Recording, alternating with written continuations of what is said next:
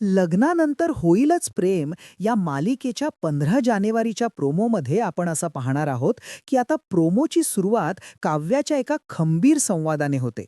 स्वतःशीच बोलताना काव्या म्हणते, "पार्थ फक्त माझे आहेत आणि मी त्यांचीच.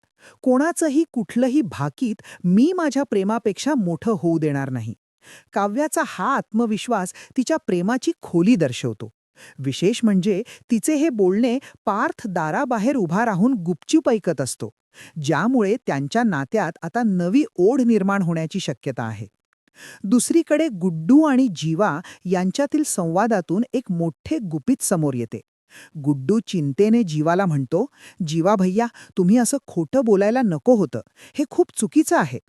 यावर जीवा आपल्या कृत्याचे समर्थन करताना म्हणतो, "अरे गुड्डू, ज्या खोट्यामुळे कुणाचं घर बसत असेल तर ते खोटं खोटं नसतं.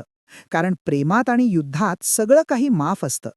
जीवाचे हे बोलणे तिथेच उभी असलेल्या नंदिनीच्या कानावर पडतात. जीवाचे सत्य समोर आल्याने ती प्रचंड संतापलेली दिसते. ती परखडपणे त्याला बजावते, "पण आता मी तुम्हाला अजिबात माफ करणार नाही." नंदिनीच्या या पवित्र्यामुळे जीवाच्या अडचणी वाढणार का? आणि काव्याने घेतलेला हा निर्णय त्यांच्या आयुष्यात कोणते बदल घडवून आणणार? हे पाहणे औत्सुक्याचे ठरेल. भेटूया पुढील भागात. तोपर्यंत नमस्कार.